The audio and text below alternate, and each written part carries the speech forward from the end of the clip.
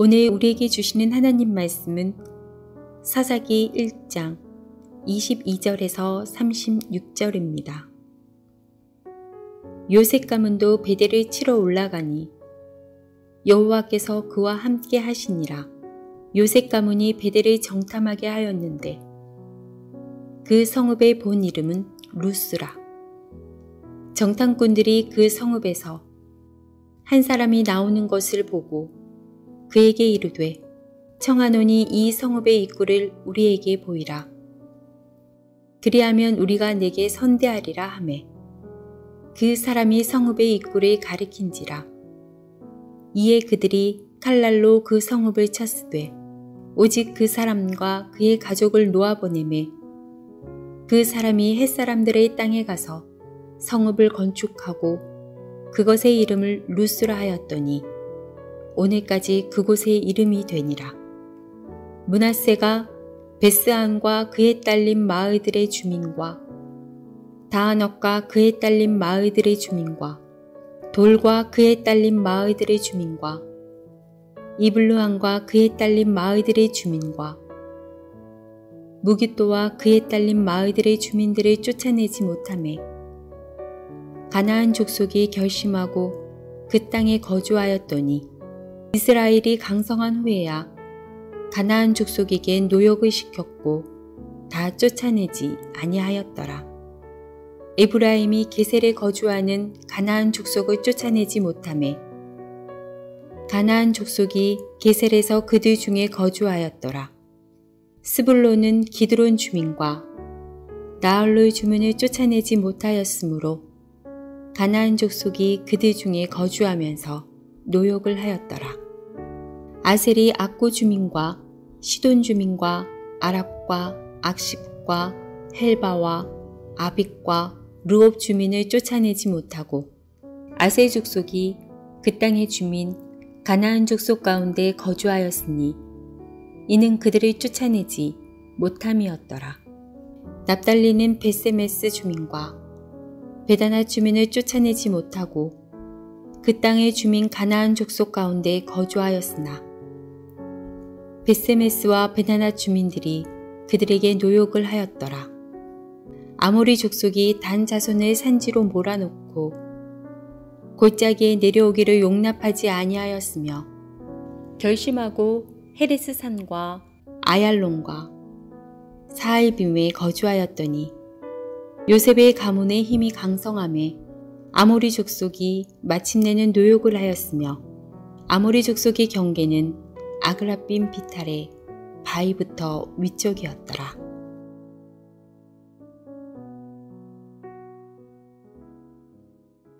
사사기서는 1장 1절부터 2장 5절까지가 하나의 묶음입니다.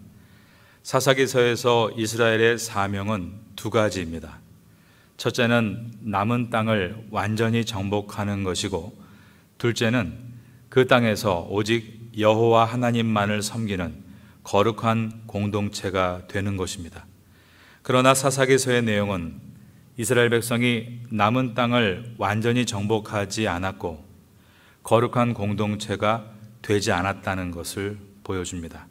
그리고 이 두 가지는 서로 상관관계가 있음을 보여줍니다. 1장 3절부터 1장 21절까지는 남방 지파들, 즉 유다와 베냐민 지파가 땅을 정복한 이야기입니다.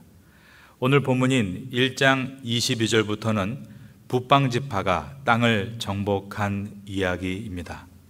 오늘 본문의 첫 절인 사사기 1장 22절을 봅니다.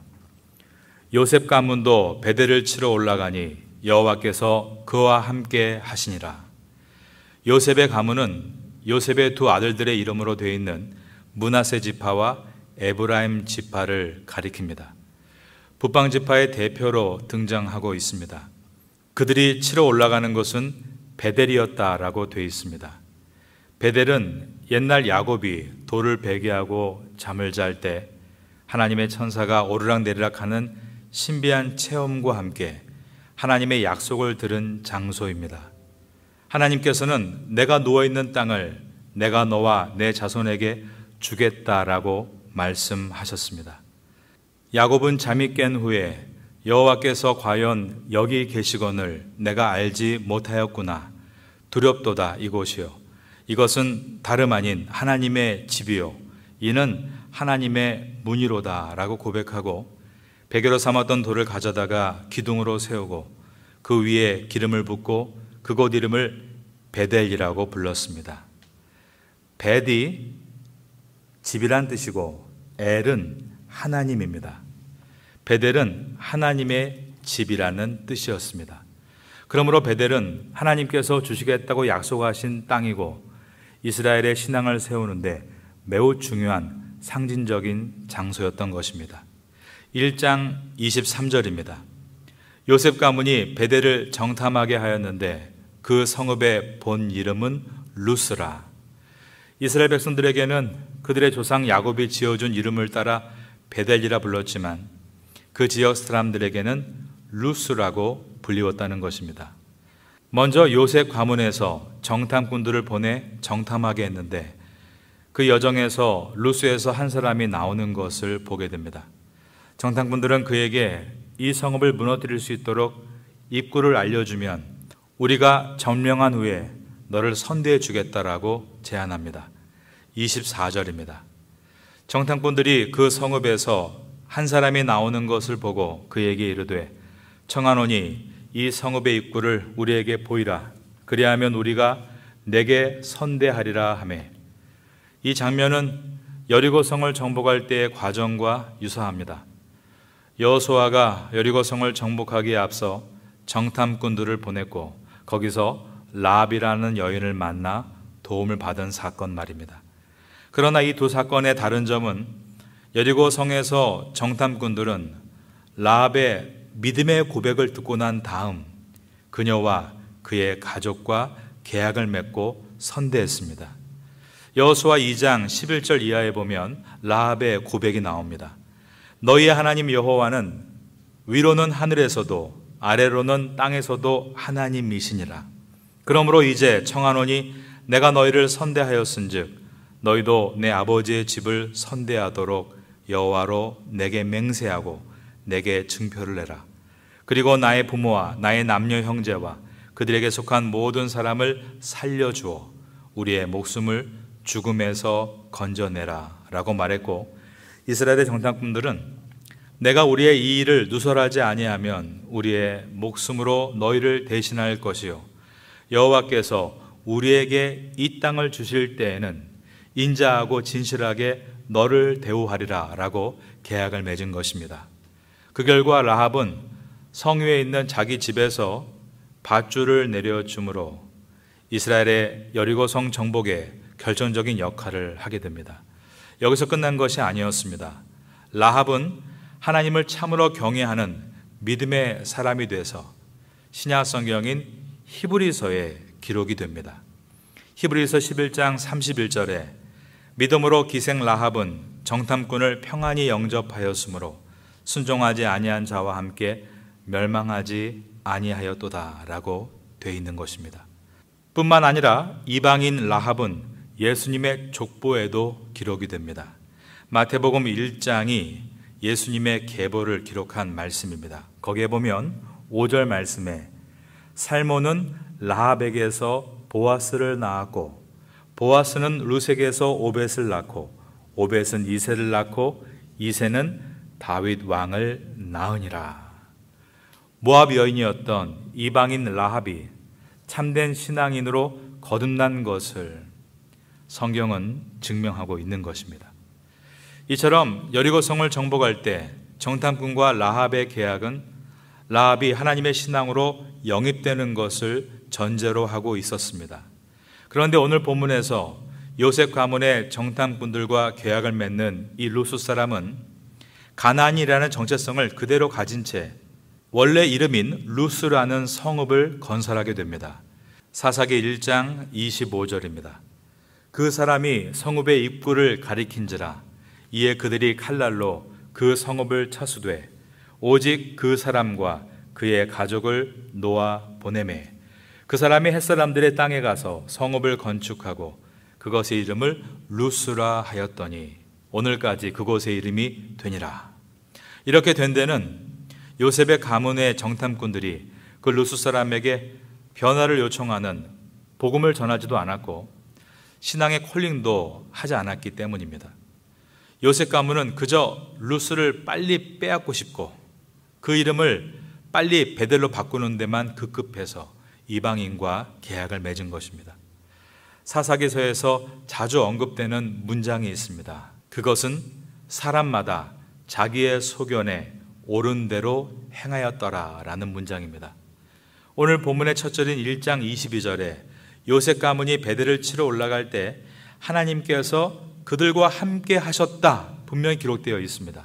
그러므로 그들은 방법은 어떻든 상관없이 이방인에게 도움을 받아서 성을 점령하면 된다가 아니라 하나님을 의지하여 하나님의 방법대로 점령할 것이라는 결단이 있어야 했습니다. 사사기서에서 이스라엘 백성의 사명은 두 가지였다라고 말씀드렸습니다. 첫째가 남은 땅을 정복하라. 둘째가 오직 여호와 하나님만을 의지하는 거룩한 공동체가 되라. 이 두 가지는 상관관계가 있습니다. 하나가 균열을 보이면 결국 둘 다 무너지는 것입니다. 이것을 가장 선명하게 보여주고 있는 것이 요셉 가문이 베델을 점령하는 과정이었습니다. 무조건 목표를 이루면 된다. 그렇지 않습니다. 과정에서 거룩하신 하나님을 의지하고 그 인도하심을 따라가야 합니다. 그렇지 않으면 그 이룬 목표가 오히려 재앙으로 돌아오는 것입니다. 남은 땅을 정복하라. 오직 여호와 하나님만을 의지하라. 이 두 가지를 붙드시는 여러분 되시기를 예수님의 이름으로 축원합니다. 1장 27절을 보겠습니다. 므낫세가 베스안과 그에 딸린 마을들의 주민과 다안악과 그에 딸린 마을들의 주민과 돌과 그에 딸린 마을들의 주민과 이블르함과 그에 딸린 마을들의 주민과 무깃도와 그에 딸린 마을들의 주민들을 쫓아내지 못하매 가나안 족속이 결심하고 그 땅에 거주하였더니 북방 지파들의 실패들이 하나하나 기록되어 있습니다. 므낫세 지파가 거민들을 쫓아내지 못했다라고 기록되어 있습니다. 29절입니다. 에브라임이 게살에 거주하는 가나안 족속을 쫓아내지 못하매 가나안 족속이 게살에서 그들 중에 거주하였더라. 에브라임 지파의 실패를 보여줍니다. 30절입니다. 스불론은 기드론 주민과 나할롤 주민을 쫓아내지 못하였으므로 가나안 족속이 그들 중에 거주하면서 노역을 하였더라. 스불론 지파도 실패했다라고 되어 있습니다. 31절입니다. 아셀이 악고 주민과 시돈 주민과 알랍과 악십과 헬바와 아빅과 루홉 주민을 쫓아내지 못하고 아셀 지파 역시 사명에 실패하고 쫓아내지 못했다라고 되어 있습니다. 아셀 족속이 그 땅의 주민 가나안 족속 가운데 거주하였으니 이는 그들을 쫓아내지 못함이었더라. 이어서 33절에 보면 납달리 지파가 베세메스 주민과 베다나 주민을 쫓아내지 못했다라고 되어 있습니다. 34절에 가면 급기야 이제는 상황이 뒤바뀌어서 단 지파 같은 경우 이방인들에게 쫓겨서 산지로 몰리게 되었다라고 기록합니다. 아모리 족속이 단 자손을 산지로 몰아놓고 골짜기에 내려오기를 용납하지 아니하였으며 결심하고 헤레스 산과 아얄론 산과 사알빔에 거주하였더니, 물론 요셉의 가문, 엄밀히 말하면 에브라임 지파가 아모리 족속과 싸워서 승리를 하고 그 땅을 차지합니다. 그러나 35절을 보면 그들을 몰아내지는 않았다라고 되어 있습니다. 요셉의 가문의 힘이 강성함에 아모리 족속이 마침내는 거기에 보니까 노역을 하였으며 라고 되어 있습니다. 이스라엘이 힘이 강성했음에도 아모리 족속을 몰아내지 않는 이유가 경제적인 욕심 때문이었다라고 기록하고 있는 것입니다. 농경사회에서 농경기술과 노동력은 큰 유혹으로 다가왔을 것입니다. 그러므로 하나님께서는 온전히 순종하여 다 몰아내라라고 하셨지만 그들은 그 아까운 기술과 노동력을 포기하지 못하고 손에 움켜 쥐었던 것입니다. 이러한 현실적인 이익에 타협한 결과가 이제 앞으로 사사기서의 내용이 될 것입니다. 사랑하는 여러분, 하나님이 함께 하시지 않아서 실패하는 것이 아닙니다. 하나님은 약속하신 대로 우리와 함께 하시는 신실하신 하나님이십니다. 그런데 우리가 실패하는 이유는 하나님의 말씀에 온전하게 순종하는 것을 즐거워하지 않고 순종보다 자기의 이익을 중요시 여겨서 자기의 소견대로 행하기 때문에 실패하는 것입니다. 그러므로 우리는 오늘 사사기서 말씀을 묵상하면서 오 주님, 저의 믿음 없음을 용서하여 주옵소서. 걱정과 염려로 하나님을 온전히 신뢰하지 않고 순종하지 않는 것을 용서하여 주옵소서. 저의 지경이 좁아지는 것은 순종하지 않아서입니다. 너희는 먼저 그의 나라와 의를 구하라는 하나님의 명령에 순종하지 않아서 참된 열매를 맺지 못하고 있는 것입니다. 주의 말씀으로 다시 내 마음을 사로잡아 주심으로 주님께 순종하여 참된 열매를 맺는 인생이 되게 하여 주옵소서 구해야 하는 것입니다. 오늘도 신실하신 주님 앞에 기도함으로 출발하시고 그 신실하신 주님과 함께 같은 길을 걸어가심으로 열매를 맺는 삶을 사시기를 마지막으로 예수님의 이름으로 축원합니다.